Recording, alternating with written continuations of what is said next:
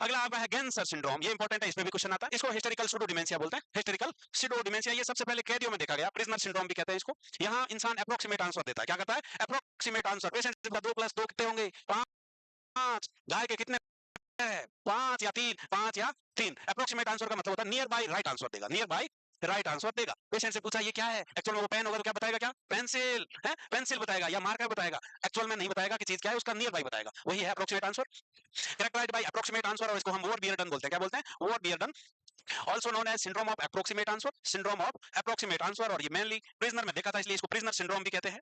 Prisoner कौन है? कैदी। Prisoner syndrome.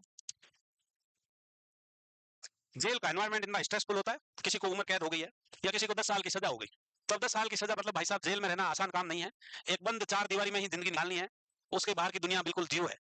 तो ये बहुत ट्रॉमेटिक आसान, तभी तो हॉस्पिटल घूमता रहता है, मुझे ये हो रहा है, कंफ्यूजन हो रहा है, तबीयत खराब है, ये करके रोज हॉस्पिटल घूमता है, बाहर की दुनिया देखने आता है।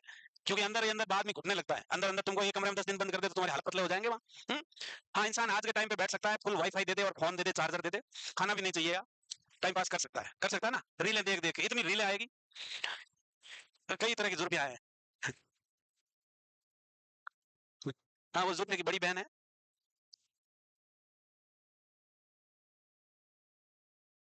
हाँ, अब अप्रोक्सीमेट आंसर का एग्जांपल तुमको याद रह जाएगा क्या? सीधी सी बात है ना भाई। एग्जांपल, पेशेंट से पूछा 2 + 2, क्वेश्चन क्या है? 2 + 2 कितना हुआ? तो पेशेंट का आंसर होगा 3 और 5, 3 और 5। और अप्रोक्सीमेट आंसर का मतलब है near by right answer, near by right answer, near by right answer.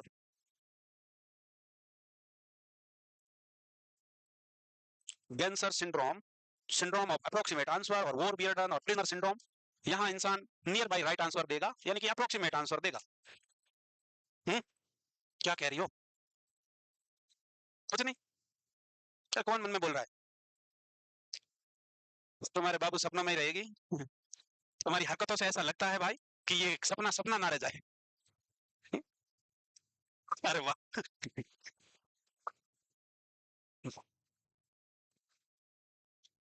ये जो सारी कंडीशन है अभी छोटी छोटी देखी तुमने, जिसमें कुछ ना कुछ कारण है अनकॉन्शियस माइंड में छुपा है, उन सबका मैनेजमेंट यही है, सबका, स्पेशली न्यूरोटिक डिसऑर्डर का सबका मैनेजमेंट में यही है। Psychotherapy plus benzodiazepine, serious cases में एंटी डिप्रेसेंट। एब्री एक्शन है ब्रिंगिंग बैक अनकॉन्शियस और repressed material to conscious awareness, abreaction है। हिप्नोसिस इज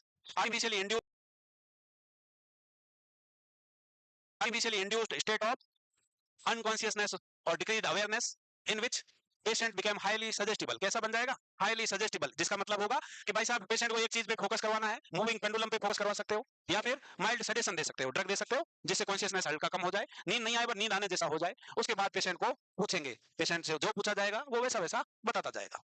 और एवरी एक्शन हिप्नोसिस का ही पार्ट है, ऐसा तुमने साइकोथेरेपी में लिखा हुआ है, लिखा हुआ है ना। वो कौन सी थेरेपी है जिसमें बोलते हैं कि focus on here and now? वो कौन सी साइकोथेरेपी है? जीनियस है, जीनियस वो सारे। कौन सी है वो? जस्ट ऑल थेरेपी है, जस्ट ऑल थेरेपी, जिसमें पेशेंट का फोकस करवाना है हेयर एंड नाउ, अभी इधर जो है उस कंडीशन पे फोकस करो, उसको जस्ट ऑल थेरेपी बोलते हैं। हेयर एंड नाउ, कोई पास्ट नहीं, कोई फ्यूचर नहीं, अभी क्या है, अभी अभी इसी पे फोकस करना है, वो जस्ट ऑल थेरेपी कहलाता है। हो गया। सोमेटोफॉर्म डिसऑर्डर में हम देखेंगे सोमेटाइजेशन का मतलब क्या समझ रहे हो? Somatisation, multiple symptoms involving multiple systems. Patient बता रहा है उसके सर में भी दर्द है, पेट में दर्द रहता है, कमर में दर्द रहता है, घुटने में डायरिया हो रहा है, हाथ में दर्द हो रहा है, कान भी दुखता है, कभी कभी सुनाई भी कम देता है। तो मल्टीपल सिस्टम को इन्वॉल्व करते हुए मल्टीपल सिम्टम्स बताएगा, वो सोमेटाइजेशन है। क्या है? सोमेटाइजेशन। इसको हम ब्रिकट सिंड्रोम कहते हैं, also known as Briquet syndrome, characterized by presence of one or more somatic symptom and excessive thought, excessive feeling, excessive behavior. Many of the symptoms explained by medical condition cannot be explained by medical condition. जब सारे symptoms है, पेट भी दुख रहा है, कमर भी दुख रही है, घुटना भी दुख रहा है, सुनाई भी नहीं दे रहा है, अब इसका क्या डायग्नोसिस बनेगा? तो वो कंडीशन क्या है? मेडिकली अनएक्सप्लेन्ड सिम्टम है ना, वो medically unexplained symptom. Multiple system को इन्वॉल्व करते हुए जब मल्टीपल सिम्टम्स बताए जाएंगे तो उसका कोई प्रॉपर डायग्नोसिस नहीं बनेगा। मेडिकली उन सिम्टम्स को क्लियरली समझ नहीं सकते कि ये क्यों हो रहा है, तो उसके लिए जो वर्ड लिखा जाता है वो मेडिकली अनएक्सप्लेन्ड सिम्टम्स लिखा जाता है, जिसको एमयूएस बोलते हैं। क्या बोलते हैं? एमयूएस, मेडिकली अनएक्सप्लेन्ड सिम्टम्स। जब पेशेंट के इतने सारे सिम्टम्स समझ में नहीं आ रहा है कि ये कंडीशन क्या है, मल्टीपल सिस्टम इन्वॉल्व है, कान में दर्द, पेट में दर्द, आंख से दिखाई नहीं देना, कमर में दर्द, घुटने में दर्द, हाँ, इतने सारे सिम्टम, नींद भी नहीं आ रही, भूख भी नहीं लग रही, तो मल्टीपल सिम्टम्स है, तब उसका नाम देंगे मेडिकली अनएक्सप्लेन्ड सिम्टम्स। यहाँ बहुत सारे फिजिकल सिम्टम्स होंगे, एक्सेसिव पेशेंट को थॉट आएंगे फिजिकल सिम्टम्स को लेके, और एक्सेसिव वरीड, एक्सेसिव फीलिंग का मतलब है excessive worried about physical health और सिम्टम्स, और साथ में एक्सेसिव बिहेवियर। भाई साहब इन सिम्टमों से मुक्ति पाने के लिए बार बार चेकअप से लेके सारी चीजें करवाता हुआ जाएगा। तो ये सारी चीजें क्या कहलाएगी? सोमेटाइजेशन। और जब ये समझ में नहीं आएगा मेडिकल भाषा में सिम्टम को, कि इन मेडिकल लैंग्वेज जब कोई डायग्नोसिस नहीं बन पाता उसको हम मेडिकली अनएक्सप्लेन्ड सिम्टम कहेंगे। ठीक बात? जैसे इंसान को बुखार आ रहा है आ रहा है आ रहा है, कारण नहीं समझ में आता तो क्या बोलते हैं उसको? पीयूओ बोलते हैं। क्या बोलते हैं? पीयूओ, पायरेक्सिया ऑफ अननोन ओरिजिन। सुना है? अबे बावड़ों, कभी ना सुना क्या? पीयूओ नहीं सुना तुमने? हे प्रभु! अरे जब इंसान को लगातार फीवर आ रहा है आ रहा है आ रहा है, 10-15 दिन से आ रहा है, सारे इन्वेस्टिगेशन करवा रहे हैं, किसी में कुछ नहीं निकल रहा है, तो उसका डायग्नोसिस लिखते हैं पीयूओ, पायरेक्सिया ऑफ अननोन ओरिजिन। क्या लिखते हैं? पीयूओ। ये क्या है? कि पायरेक्सिया ऑफ अननोन ओरिजिन, कारण पता नहीं काहे आ रहा है।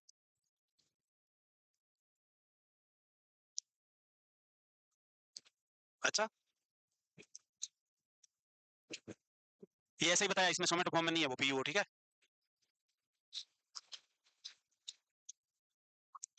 तो somatization syndrome also known as Briquet syndrome, somatic symptoms, excessive feeling, excessive behaviour, excessive activity, जिसमें मल्टीपल सिस्टम इन्वॉल्व हो सकते हैं, और मल्टीपल सिस्टम इन्वॉल्व होते हैं तो समझ में नहीं आएगा कि ये सिम्टम काहे आ रहे हैं। इसी को हम बोलेंगे मेडिकली अनएक्सप्लेन्ड सिम्टम्स। हाँ, किडनी में हार्ट अटैक आ सकता है, नी कैप में डायरिया हो सकता है? हो गया था। उसके अलावा patient refuse to accept the advice of doctor, treatment usually psychotherapies है। ट्रीटमेंट क्या है? साइकोथेरेपी। इलाज यही है, इलाज कुछ नहीं है। इलाज सिर्फ और सिर्फ न्यूरोटिक का साइकोथेरेपी सही है कि ऐसा काहे कर रहे हो वो जानना है, और वो जानने के लिए तुमको साइकोथेरेपी देके उसके अनकॉन्शियस माइंड से वो चीजें बाहर निकलवानी है कि वो क्या टेंशन एंजाइटी है जो दिमाग में तुम्हारे कुलबुल कर रही है और ये परेशानी आ रही है, उसको ही निकलवाना है, तभी आराम पड़ेगा। तो टेंशन दिमाग में है, उसको निकाल दो, बताओ मुझे क्या है, इसकी तो मुक्ति मिल जाएगी, इसमें कोई दिक्कत नहीं है। कब तक कब तक?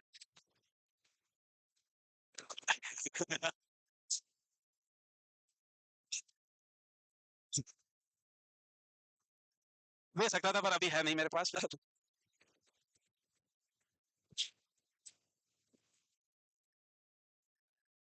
अबे रुक जाओ बे। फिर आता है हाइपोकॉन्ड्रियासिस। हाइपोकॉन्ड्रियासिस का मतलब क्या है? कि लिख लिया था? नहीं लिखा, दो लाइनें तो थी बेटा। तुम भी क्या समोसे पे फोकस करने लगे क्या? दो ही तो लाइन है सिंपल सी, कि पेशेंट डॉक्टर की एडवाइस नहीं मानता, ट्रीटमेंट यूजुअली साइकोथेरेपी है, ट्रीटमेंट इज यूजुअली साइकोथेरेपी। तुमको ही देंगे, काय टेंशन ले रहे हो? अब हाइपोकॉन्ड्रियासिस क्या है? तुम लंगूर ना बनो रे, कि एक डाल से दूसरे डाल फुदकते जाओ, कंट्रोल करना है। एक बार फुदक लिए मतलब थोड़ी देर रेस्ट लेनी है, हैं? रुक जाओ अभी। हाइपोकॉन्ड्रियासिस नाम से पता है तुमको, सब पता है इसके बारे में, कि pre occupied, pre occupied mind है, और बहुत ज्यादा कंसर्न और चिंतित है फिजिकल हेल्थ को लेके। जैसे खांसी आई, डॉक्टर के पास जाएगा, डॉक्टर साहब टीबी होगी, टीबी। या फिर इंसान को एक यहाँ पिंपल हो गया, पिंपल, फुंसी, फोड़ा, डॉक्टर के पास जाएगा, कैंसर हो गया, जांच करो मेरे कैंसर हो गया, वो बोलेगा कुछ नहीं है, फिर जाएगा दूसरे के पास, बोला ये सही नहीं है डॉक्टर, फिर जांच करवाएगा, जांच में कुछ आएगा नहीं, फिर जाएगा दूसरों के पास, तो मल्टीपल डॉक्टर टू डॉक्टर बदलता रहेगा, बदलता रहेगा। एक्चुअल में बीमारी है नहीं, बट पेशेंट बहुत ज्यादा over conscious about own physical health, over conscious और excessive concern about own physical health, या फिर preoccupation with having any serious illness, preoccupation with having any serious illness. बुखार आ रहा है शाम को 2-3 दिन से, खांसी भी आ रही है, चिंता सता रही, सेल्फ डायग्नोस कर लिया, एचआईवी के साइन आ रहे हैं, ये तो किसके हैं? हाँ भाई साहब, कैंसर के साइन दिख रहे हैं, तो ये सेल्फ डायग्नोसिस है। डॉक्टर शॉपिंग का मतलब है changing multiple doctors. Doctor shopping का मतलब क्या है? Changing multiple doctors, changing multiple doctors. इसके जैसा ही डॉक्टर शॉपिंग का एक जैसा ही वर्ड है पिंग पोंगिंग। पिंग पोंग क्या है रे? यहाँ डॉक्टर शॉपिंग का मतलब क्या है कि पेशेंट खुद अपनी मर्जी से डॉक्टर टू डॉक्टर जा रहा है, पहले डॉक्टर झटका को दिखाया, फिर डॉक्टर मटका को दिखाया, फिर डॉक्टर अटका को गया, तो वो अपनी मर्जी से जा रहा है क्योंकि वो खुद सेटिस्फाइड नहीं है, उसको लगता है उसको बीमारी हो गई, जांच ठीक से नहीं हुई, इसलिए जा रहा है। यहाँ क्या होगा कि पेशेंट को भाई साहब फुटबॉल बना दिया। पेशेंट आया हॉस्पिटल में, हेडेक है मेरे, सर में दर्द रहता है, ऐसा लेके तो मेडिसिन में दिखाया, मेडिसिन वाले ने न्यूरोलॉजी में रेफर किया, न्यूरोलॉजी ने न्यूरो सर्जरी में रेफर किया, न्यूरो सर्जरी ने साइकेट्रिक में रेफर किया, तो मरीज बार बार डॉक्टर के बीच घूमे जा रहा है। तो ये कौन कर रहा है? कि multiple physician to physician referral by the physician. कौन है? Multiple doctor to doctor referral या physician to physician referral, multiple doctor to doctor referral, referral by the doctors, by the doctors. यहाँ डॉक्टर शॉपिंग में patient अपनी मर्जी से doctor बदल रहा है, और उसको लगता है क्योंकि इस डॉक्टर ने सही से चेक नहीं किया, मुझे ये बीमारी हो सकती है, इसलिए वो डॉक्टर बदलता है। और जबकि जो पिंग पोंगिंग है, यहाँ एक पेशेंट को multiple doctor to doctor referral by the doctor है, by the doctor. Preoccupation with fear of having one or more serious physical illness, इसको दूसरे वर्ड में क्या लिख सकते हो कि excessive concern about, excessive concern, concern about own physical health, own physical health. एक माइनर प्रॉब्लम को परसीव करेगा मेजर इलनेस में, मल्टीपल इन्वेस्टिगेशन करेगा, मल्टीपल डॉक्टर चेंज करेगा, जबकि एक्चुअल में कोई पैथोलॉजिकल कॉज नहीं होगा। एक पिंपल को ट्यूमर परसीव करके जांच करवाता रहेगा, खांसी आ गई टीबी के इन्वेस्टिगेशन करवाएगा, लंग कैंसर के इन्वेस्टिगेशन करवाता रहेगा और डॉक्टर बदलेगा। शॉपिंग करने जाते हैं ना लड़कियां, दुकान से दुकानें बदलती है। लड़का तो क्या है, एक ही दुकान से चॉइस करके निकल लेगा। लड़कियां क्या करेगी, भैया वो जीन्स दिखाओ ना जो घुटने से ऊपर में पिंक कलर की हो और घुटने से नीचे ब्लैक कलर की हो और घुटने पे ऐसे फटे हुए होने चाहिए और तितली बनी होनी चाहिए, तितली पीले कलर की। वो दुकानदार कहेगा है ऐसी, भैया नहीं है। क्या भैया नए सामान मंगाओ ना, क्या नया मंगाया नहीं, पुरानी जींस रखी। अगली दुकान पे गई, फिर वही उसने दो चार दिखाई, ये नहीं भैया तितली का कलर पिंक कहाँ है यहाँ, फिर अगली पे जाएगी। तो ये मल्टीपल दुकानें चेंज करके शॉपिंग करती है। वैसे ही मल्टीपल डॉक्टर चेंज करके इलाज करवाने की कोशिश कर रहा है, वो हाइपोकॉन्ड्रियासिस है। नाराज तो की लड़कियां ज्यादा एग्जाम हो ही हो तो अगली बार एक ही दुकान से ले लेना और ऐसी जींस नहीं मांगा जो रियलिटी में है नहीं। ठीक है चलो, तो साइकोथेरेपी देंगे, कॉग्निटिव बिहेवियर थेरेपी और एसएसआरआई। अब ये एसएसआरआई की फुल फॉर्म किसको नहीं पता, वो मुर्गा या मुर्गी ढूंढता हूं मैं। क्या इसे बेटा, मैंने पहले देखा था तुमको। तुम बताओ बेटा, फुल फॉर्म बालिके तुम किस में देते हैं, एंटी डिप्रेसेंट है, पेरोक्सिटाइन हो गया। बताओ, तुम चुप रहना सब पीछे वाले, बेटा बता बता, तो उधर पढ़ बेटा तभी तो बता पाएगी। हाँ पढ़ो, कितना नंबर है, कितना नंबर होगा। व्हाट कैरेक्टरिस्टिक, अरे गधे मिसबिहेव ना कर। What characteristic of anxiety is associated with diagnosis of conversion disorder. अब बताओ, पहला है फ्री फ्लोटिंग एंजाइटी, दूसरा है रिलेट बाय सिम्टम, तीसरा है कॉन्शियसली फेल्ट बाय क्लाइंट और चौथा है projected on to the environment. क्या लगता है तुमको, तुमको क्या लगता है बेटा, सी ना, सी तो छी है। अरे भाई सुनो, तो तुम अभी कन्वर्जन डिसऑर्डर पढ़े, उसमें क्या सीखा कि क्यों फिजिकल सिम्टम आते हैं। फिजिकल सिम्टम इसलिए आते हैं ना, एंजाइटी, एंजाइटी का पूछा है ना मेनली, तो एंजाइटी किससे, सिम्टम आते ही एंजाइटी रिलीव। तुमको ये बात समझनी है ना कि सिम्टम क्यों प्रोड्यूस होंगे, क्योंकि एंजाइटी को रिलीव करना है। एंजाइटी से टेंशन से घड़ा भर गया है, सिम्टम आएंगे एंजाइटी रिलीव होगी। सिम्टम आते ही एंजाइटी का रिलीव होना प्राइमरी गेन कहलाता है। ऐसा क्वेश्चन में भी गलत आंसर दे रहे हो बे। अरे बेटा आंतरिया बाहर आ जाएगी, धीरे चेक कर ले पीछे कुछ आया तो नहीं है इतना। हम्म, ठीक है अब बताओ, तुम तो पहना ध्यान से देखो। A nurse is caring for a client who had diagnosis of conversion disorder with paralysis of lower extremities. What is the most therapeutic interventions? Label indifference हो रहा है तो तुमको भी ध्यान नहीं देना है। पेशेंट को पैरालिसिस वीकनेस हुआ है तो अभी तुमको बताया था कि तुमको बार बार उससे चिंता नहीं करनी है, तुमको भी अवॉइड करना है। जब पेशेंट ध्यान नहीं दे रहा तो तुम्हें काय पड़ी है भाई है? तो पेशेंट को बार बार उस पर याद नहीं करना, क्योंकि पेशेंट को पता है, पेशेंट को एक्चुअल में पता तब चलता है जब लोग सारे आ जाते हैं, सिंपैथी मिल जाती है, तब उसको माइंड में पता होता है कि एक्चुअल में समस्या नहीं हुई है कुछ भी, ठीक है सब मामला।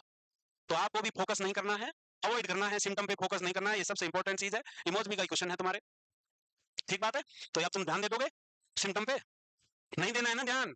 हाँ, अगला है chronic fatigue syndrome. Chronic fatigue syndrome क्या है, सीवियर अनएक्सप्लेन्ड फटीग, और ये लगातार 6 महीने से हो रही है।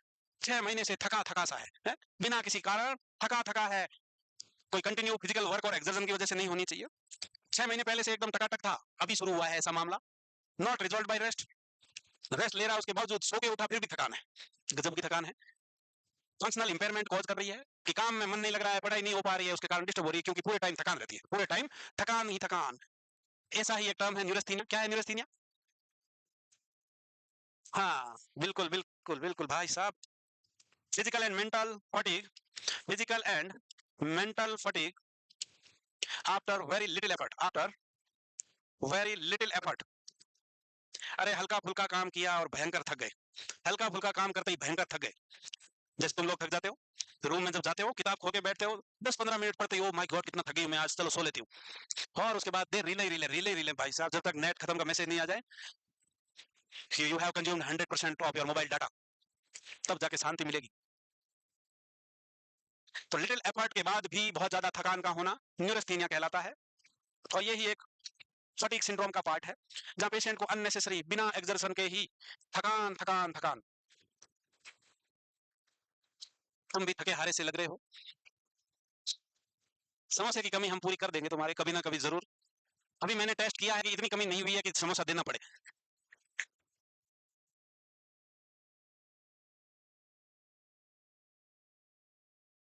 या किसी और ने उसकी आत्मा को कंट्रोल कर रखा है, उसकी आत्मा को कंट्रोल कर रखा है।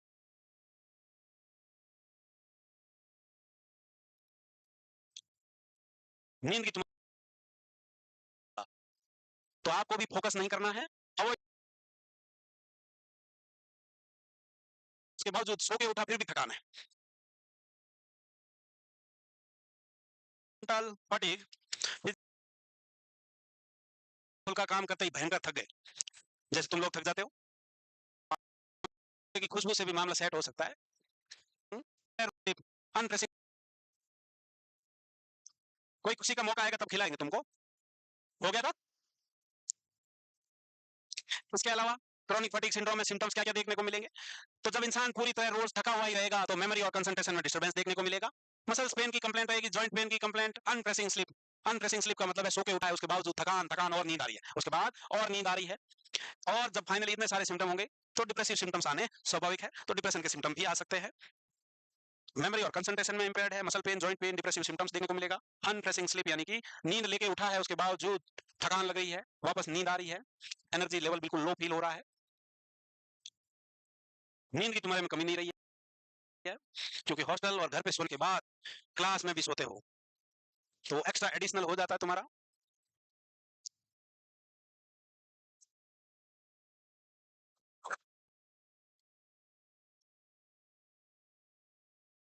और सीवियर केसेस में एंटी डिप्रेसिव सिम्टोमेटिक मैनेजमेंट देंगे, कॉग्निटिव बिहेवियर थेरेपी देंगे, और सीवियर केसेस में एंटी डिप्रेसेंट देंगे।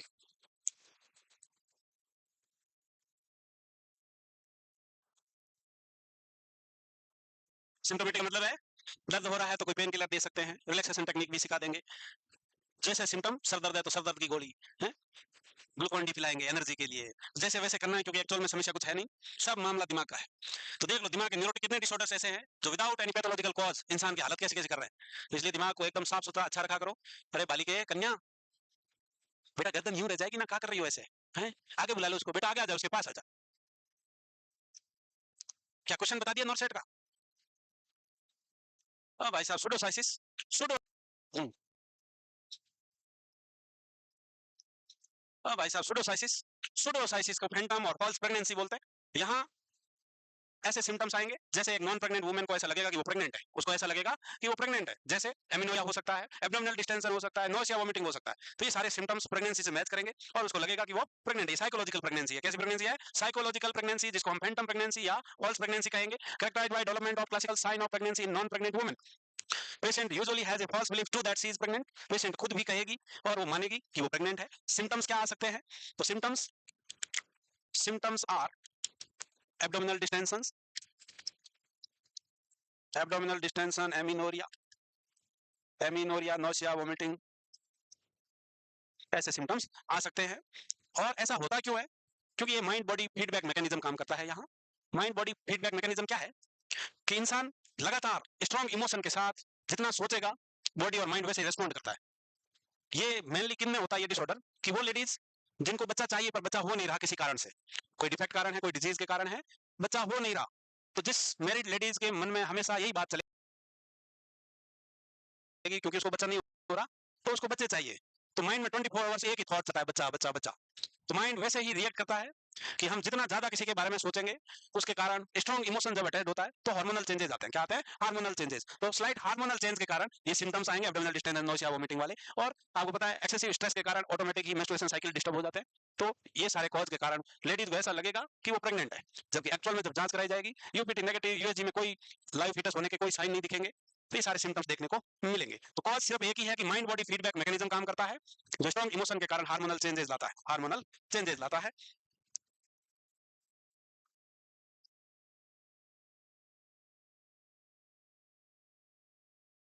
ऐसा मेल में भी होती है, प्रेगनेंसी के साइन आते हैं, वो कौन सा है? हुँ? उसको सिंपैथेटिक प्रेगनेंसी बोलते हैं, उसको बोलते हैं कोविड सिंड्रोम है, कोविड सिंड्रोम। कोविड सिंड्रोम में हस्बैंड को ऐसा लगता है कि वो भी प्रेग्नेंट है वाइफ के साथ साथ, तो उसको भी नौसिया वोमिटिंग होता है, पेट फूला फूला लगता है। ये भी only body mind feedback mechanism और स्ट्रॉन्ग इमोशनल बॉन्डिंग के कारण है, बाकी ऐसा कोई कारण नहीं है, वो आगे आएगा लिखवाएंगे। तो सुडोसाइसिस, जिसको हम साइकोलॉजिकल प्रेगनेंसी बोल सकते हैं, फॉल्स प्रेगनेंसी बोल सकते हैं, फैंटम प्रेगनेंसी बोल सकते हैं। यहाँ एक नॉन प्रेग्नेंट वुमन को ऐसा लगेगा कि वो प्रेग्नेंट है और सर्टेन प्रेगनेंसी के साइन देखने को मिलेंगे जैसे abdominal distension, amenorrhea, nausea, vomiting, और ये mainly body mind feedback mechanism की वजह से होता है। स्ट्रॉन्ग इमोशन के कारण हार्मोनल चेंजेस होते हैं और ये सिम्टम्स शो होते हैं।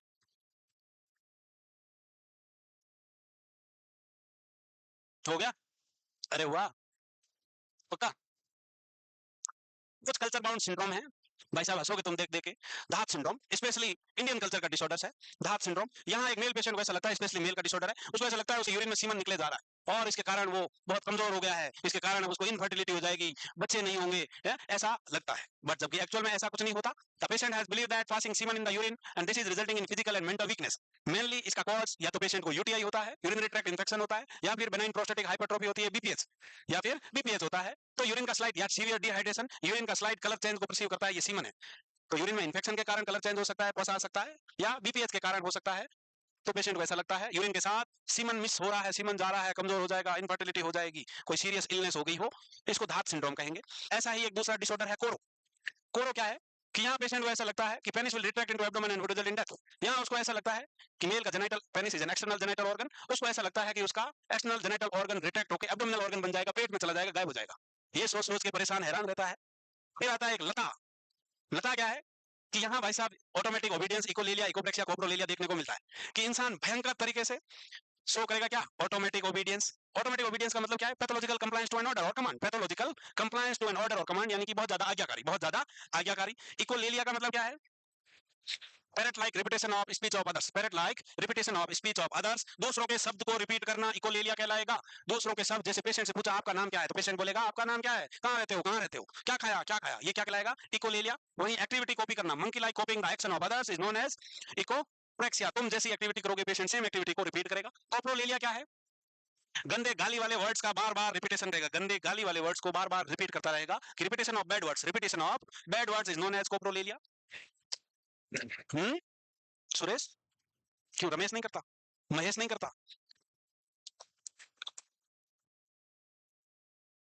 तो तीन तरह के डिसऑर्डर्स जो दिख रहे हैं आपको, एक दांत सिंड्रोम है। दांत सिंड्रोम में क्या होगा कि पेशेंट, मेल पेशेंट को ऐसा लगता है कि उसके यूरिन में सीमेन पास हो रहा है, उसके कारण उसको कमजोरी हो रही है, इनफर्टिलिटी हो सकती है।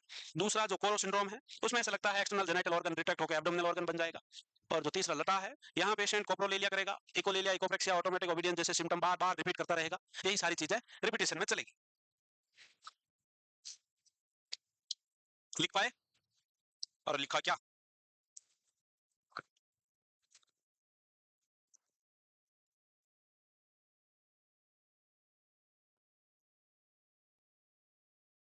जो मुस्कुरा रहा है, बताओ, तुम बताओ, ऑटोमेटिक ओबीडियंस क्या है? ना ना, बैठो। ऑटोमेटिक ओबीडियंस का मतलब है pathological compliance to an order, बहुत ज्यादा आज्ञाकारी होना ऑटोमेटिक ओबीडियंस कहलाता है। इकोलेलिया का मतलब क्या है, दूसरे के वर्ड को रिपीट करेगा, जैसे सुनेगा उसी वर्ड को रिपीट करेगा, जो वर्ड सुनेगा उसी को रिपीट करेगा। इकोप्रेक्सिया में जो एक्टिविटी वो देखेगा उसको रिपीट करेगा। कोप्रोलेलिया में गंदे गाली वाले वर्ड का इस्तेमाल करेगा, बार बार वही गालियां बकता रहेगा, वो कोप्रोलेलिया कहलाएगा। बार बार वही गालियां बकता रहेगा, वो कोप्रोलेलिया कहलाएगा। ये सब ठीक है। अगर इन कल्चर बाउंड डिसऑर्डर को मैनेज करना हो, ये जो मैनेजमेंट है कल्चर बाउंड डिसऑर्डर उनके लिए है, जो जिसको ये धात कोरो लता हो रहा था, उनको एडवाइस करना है, कॉग्निटिव बिहेवियर थेरेपी देंगे, रिलैक्सेशन टेक्निक सिखाएंगे, सेक्सुअल काउंसलिंग करेंगे, एंटी एंजाइटी ड्रग और एंटी डिप्रेसेंट्स देंगे। कि पेशेंट को एक्सप्लेन करेंगे कि भाई तुम सोच रहे हो कि यूरिन में सीमन आ रहा है, ऐसा नहीं है, ऐसा बिल्कुल नहीं है। इसका कारण इन्फेक्शन हो सकता है, बीपीएच हो सकता है, कोई पानी की कमी हो सकती है, इसलिए यूरिन का कलर चेंज आपको ऐसा परसीव हो रहा है, बाकी सब ठीक है मामला। ऐसा समझाने का, थॉट को इंप्रूव कराना है तो कॉग्निटिव बिहेवियर थेरेपी देंगे।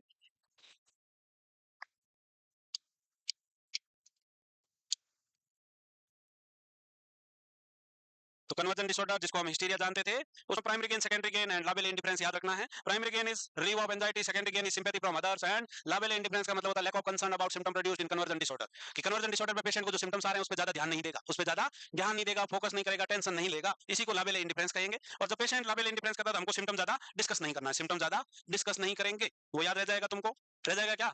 हाइपोकॉन्ड्रियासिस का मतलब होता है excessive concern about own physical health, कि छोटी सी एक सिम्टम के कारण उसको ऐसा लगता है कि बहुत बड़ी बीमारी होने वाली है या हो गई, इसके कारण वो मल्टीपल डॉक्टर बदलेगा, इसलिए इसको डॉक्टर शॉपिंग कहते हैं।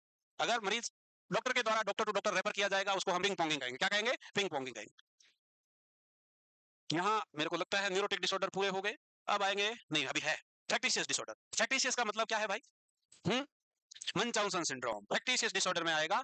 मंचाउसन सिंड्रोम, यहाँ मंचाउसन सिंड्रोम क्या है कि पेशेंट झूठे बीमारी के सिम्टम बताएगा, झूठी बीमारी के सिम्टम बताएगा। जैसे डॉक्टर के पास गया, डॉक्टर साहब मेरे पेट में दर्द रहता है, भूख नहीं लगती है, खाना नहीं पचता है, पेट फूल जाता है, अब डॉक्टर साहब उसको देखेंगे, इन्वेस्टिगेशन लिखेंगे, तो इन्वेस्टिगेशन को क्या करेगा, अल्टर करेगा। कैसे? डॉक्टर साहब ने बोला इसमें यूरिन का सैंपल दे दो, ब्लड का सैंपल दे दो, तो क्या करेगा, यूरिन के सैंपल में कुछ स्टूल मिला देगा, ब्लड में यूरिन मिला देगा। अब रिपोर्ट तो एबनॉर्मल आनी है, जब रिपोर्ट आएगी तो इन्फेक्शन आएगा, रिपोर्ट आएगी एबनॉर्मल, अब वो बन गया मरीज।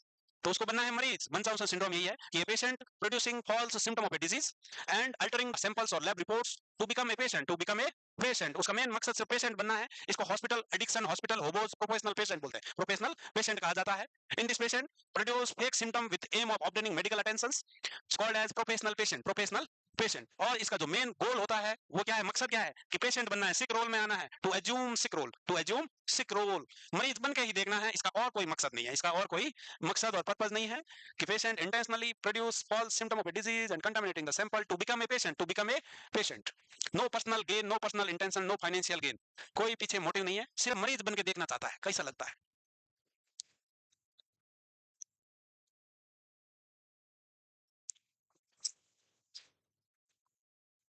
इसके जैसा ही एक दूसरा होगा, मंचाउसन सिंड्रोम बाय प्रॉक्सी। प्रॉक्सी का मतलब क्या है? दूसरों की, दूसरों की जगह या दूसरों की जगह। जैसे यहाँ क्या करेगा कि रामलाल अपने दादाजी को हॉस्पिटल लेके जाएगा, बूढ़े दादाजी, 90 साल के दादाजी, डॉक्टर साहब दादाजी बहुत बीमार रहते हैं, भूख नहीं लगती इनको, खाना नहीं खा रहे, नींद नहीं आती इनको, है तकलीफ रहती है इनको, पेशाब की तकलीफ है। अब दादाजी के भी डॉक्टर साहब इन्वेस्टिगेशन लिखेंगे, तो वही सेम कहानी, दादाजी के सैंपल में मिला देगा कुछ, और दादाजी को बीमार घोषित करके मरीज बना के घर लाके उसकी सेवा करेगा। तो केयर गिवर बनना है, क्या बना वहां, केयर गिवर बनना है, तो वो मंचाउसन सिंड्रोम बाई प्रॉक्सी है। और जिसमें मरीज बना है वो मंचाउसन सिंड्रोम है।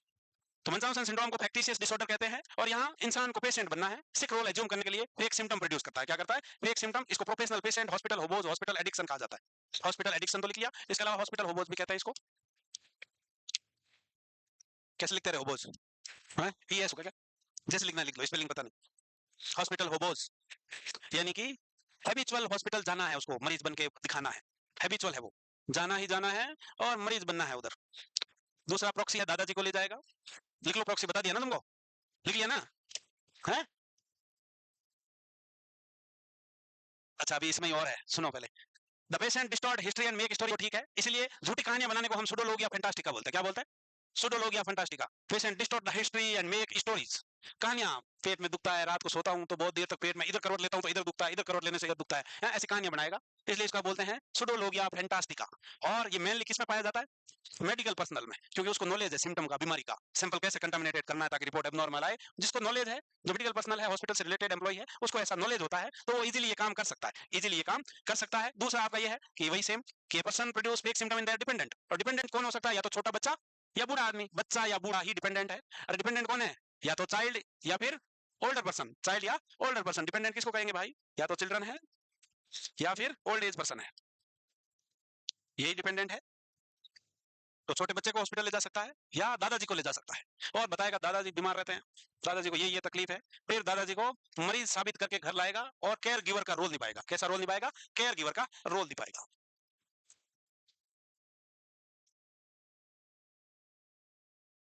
रुको रुको रुको रुको रुको। मेनली ये सारी चीज अब गेनिंग अटेंशन है, तो रोल क्या आया इसमें? मेनली केयर गिवर रोल है। उसमें क्या रोल था? सिक रोल था। यहाँ क्या रोल आ गया है? केयर गिवर रोल आता है। मेन गोल इसका है केयर गिवर रोल में आना। मंचाउसन में सिक रोल में आना है, यानी पेशेंट बनना है। यहाँ किसी और को पेशेंट बनाएगा, क्योंकि बाई प्रॉक्सी है, किसी और को पेशेंट बना के उसकी केयर करेगा और केयर गिवर बनेगा। इसको हम मंचाउसन सिंड्रोम बाई प्रॉक्सी कहेंगे। इसके जैसा ही एक होता है मेलिंजरिंग। क्या होता है मेलिंजरिंग? पहले तुम लिख लो, वरना तुम सुन नहीं पाओगे। सुन पा रहे हो? अभी पता चलेगा क्या क्या सुना तुमने। Hearing test. तो फैक्टिशियस डिसऑर्डर होबोज और प्रोफेशनल, जिसमें Munchausen syndrome and Munchausen syndrome by proxy. तो फैक्टिशियस डिसऑर्डर जिसमें Munchausen syndrome and Munchausen syndrome by proxy है। मंचाउसन सिंड्रोम का मतलब है कि हॉस्पिटल एडिक्शन, हॉस्पिटल होबोज और प्रोफेशनल पेशेंट, जहां इंसान को मरीज बन के देखना है, यानी कि सिक रोल में आना है, पेशेंट बन के देखना है। तो पेशेंट कैसे बनेगा कि fake symptom of disease produce करेगा। हॉस्पिटल जाएगा, पेट दुखता है, नींद नहीं आती, खाना नहीं खा पाता हूं, कमजोरी बहुत रहती है।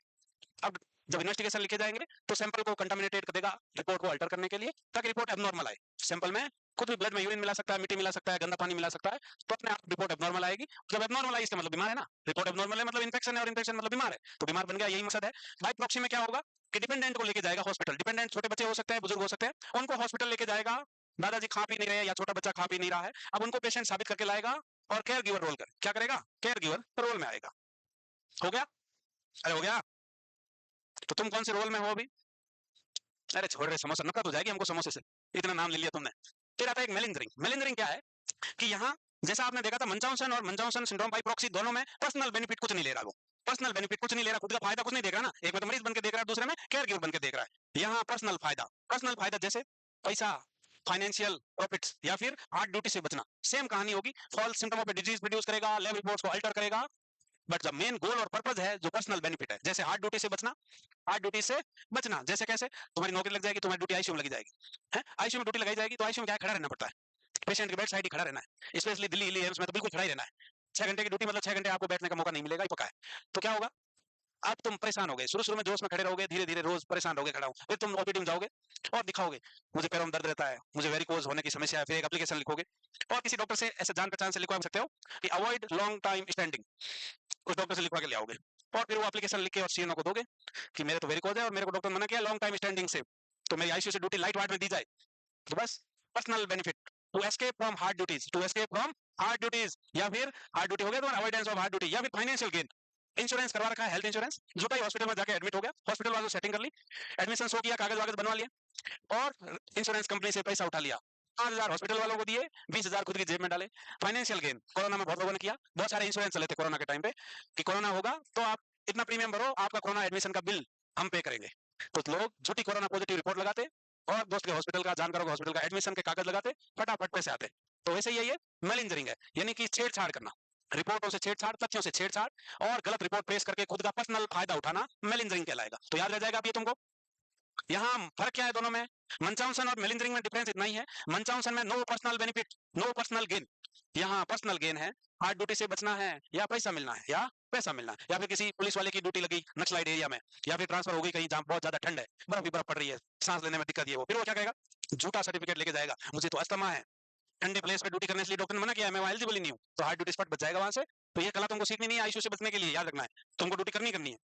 जो रेम्स का तो रूल है, जो भी न्यू रिक्रूटमेंट होता है वो ओटी आईसीयू जाते हैं, ठीक है, 4-5 महीने तो रहेंगे उधर, एटलीस्ट 3 महीने तो रहोगे ही रहोगे, ओटी और आईसीयू, पहली ट्रेनिंग वही है, उसके बाद दूसरा एरिया मिलता है। पैर में लगी हुई थी ना, तो आईसीयू में खड़ा नहीं रह सकता ना, लॉन्ग स्टैंडिंग अवॉइड करना पहले से ही लेके आया वो, ऐसा नहीं है, जिनको प्रॉब्लम है उनको तो मिलेगा ही छूट, जिनको प्रॉब्लम नहीं है मैक्सिमम उधर ही जाएंगे ट्रेंड होने। सारों का पता नहीं, जोधपुर एम्स में तो है, दिल्ली एम्स में नहीं भेजते ऐसे, बाकी नए एम्सों में पता नहीं, दिल्ली जोधपुर एम्स में तो रूल है, आईसीयू में भर जाते हैं भाई साहब, पेशेंट एक स्टाफ 5 ऐसे रहते हैं, 3 महीने तक सिखाते हैं फिर बाहर आते हैं। द मेन मोटिव क्या है इसका, पर्सनल बेनिफिट्स है, हो गया इतना ही है। The main motive is personal gain और benefit, the main motive is क्या था ये, पर्सनल गेन था। ज्यादा ताली मत बजाओ, वो लखन आ जाएंगे, बता रहा हूँ मैं तुमको, है जो ट्रेन में आते हैं ना, ये देना उधर कहाँ देख रहा है? ऐसे मत करो बे, हैबिट में आ जाओगे, तुम्हारे अनकॉन्शियस माइंड में ये चीजें फिट बैठ जाएगी, तो पता चला ट्रेन बैठ बैठ शुरू हो गया ताली बजाना, अच्छा नहीं लगेगा ना, कोई 10 रुपए नींद कल पड़ेंगे वैसे भी। अब कोई थैला पैक नहीं करेगा, अगर थैला जिसने पैक किया उसको आज मैं 10 मिनट इधर रुका रहूंगा, उसको तुम फंक्शनल